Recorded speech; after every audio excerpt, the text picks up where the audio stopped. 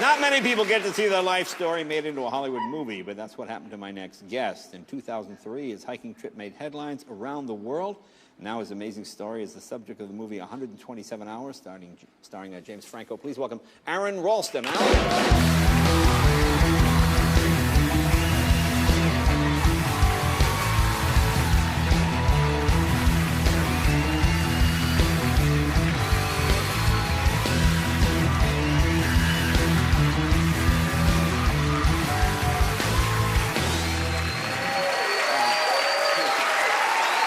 Welcome, my friend. Hey. And congratulations on your film and the book. And this is, obviously, the film is adapted from this book, Between a Rock and a Hard Place. Probably the best adaptation of a book I've ever seen. Wow, I appreciate that. Thank you. When did you see the movie, and what did you feel like when you saw it? The first time I saw it was actually, they brought me in with a test audience, a group of just normal people that are going to see a movie and give some feedback on an early cut, and they had me undercover so I wouldn't be sniffed out. But hat and sunglasses and a bag of popcorn covering my arm, and they sneaked me in, and I was crying from within maybe the first 15 minutes, because it was emotionally, it was good. It was not because it was bad. Yeah. Oh my God, they've ruined my life. Horrible. I mean, when you watch that amputation scene, does it seem surreal? Does it? What do you feel when you see it? Well, that first time, the most surreal thing was that everybody else in the theater is just like, and it's very intense, as it was for me to be doing that, to be getting out of there. But for me, I'm watching, and I lived it. So now I'm watching a production of it, and I'm sitting there thinking, like, wow, this is really well done, as I'm snacking on my popcorn. I realized I was munching quite loudly, almost distracting people. So I'm like, okay. But I mean, tell, if people are not familiar, it's 2003.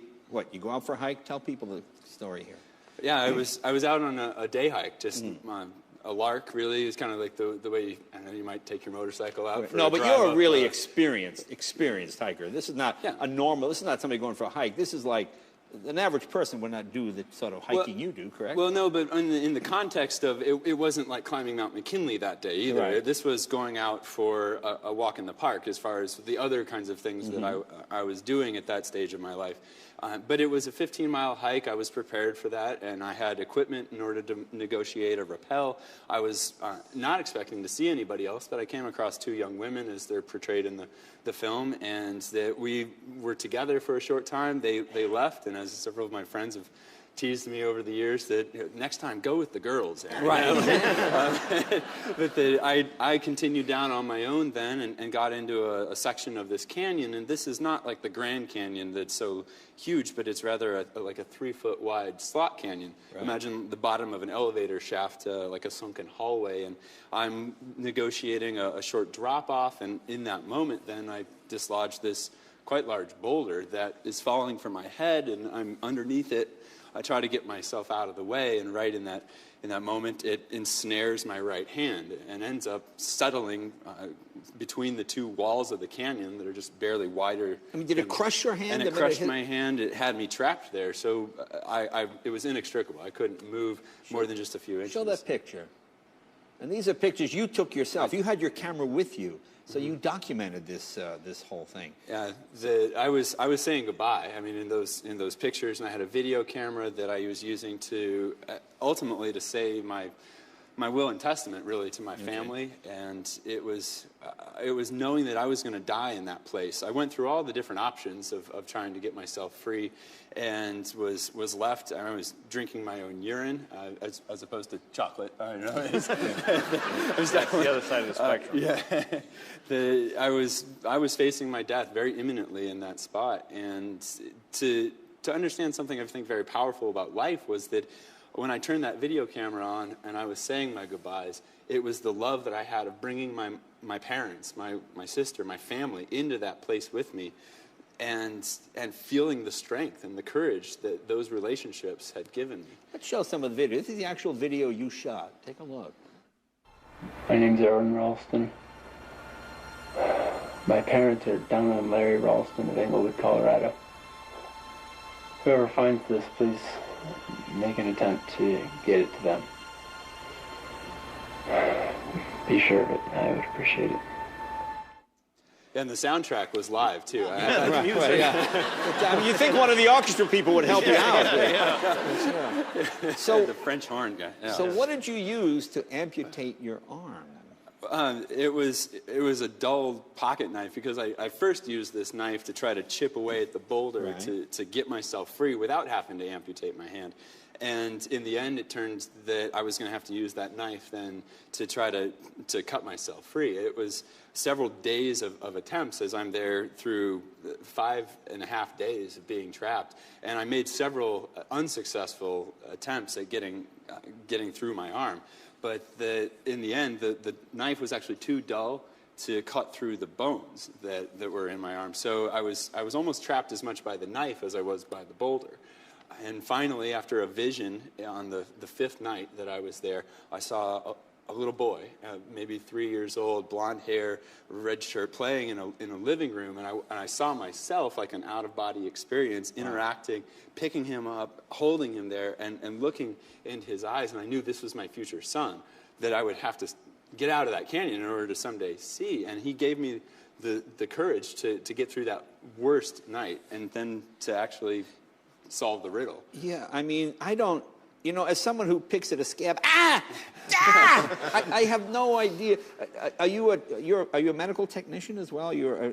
I have some medical training now. Okay, I did not at that because I would time, think, why wouldn't you bleed to death when you get the knife in your arm? That was certainly something I had to consider, and as I'm going into the moment where I've actually figured out, and it was a eureka experience for me, because the hell of being trapped for those 5.5 days, that it was ecstasy to be able to get free, to the idea of being liberated, of getting out of there, of getting back to my family. I was smiling as I realized I don't have to cut through the bones. I can actually use the boulder and bend my arm enough to break the bones. And I did this, and this is the part where everybody's like, I'm like, munch, munch, munch.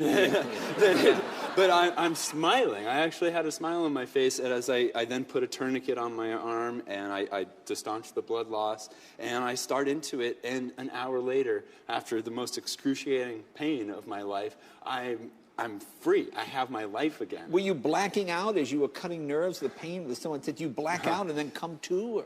No, I was there for all of it, and I felt every bit of it. And some of it, the pain, in fact, was so intense, and people have fainted during the film at this part of the film.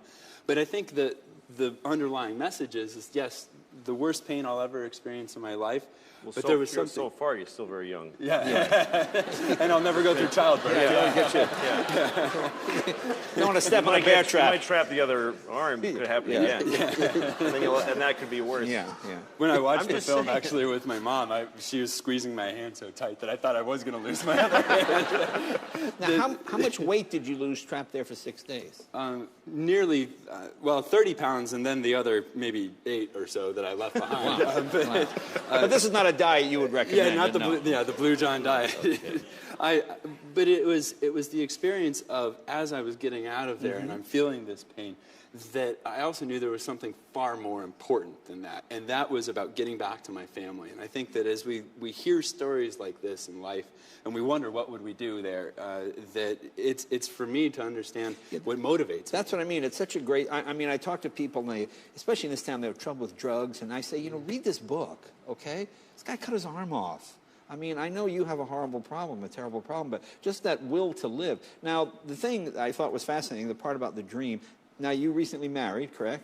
Yes, yeah. Okay, and then tell me. Lovely woman, Jessica. Right. Yes, and we met about 3 years ago in Aspen, where we were both living at the time, and it's gone just so amazing in my life, the turns that have happened, and now actually as I was talking about and describing this little boy, the vision of this that carried me through the pain that I experienced, and it's relationships is what's important, and there's no perhaps more powerful relationship than that of a parent and a child. And now my wife Jessica and I, she gave birth this past February to the son, to a little boy named Leo. That's wonderful. That's good.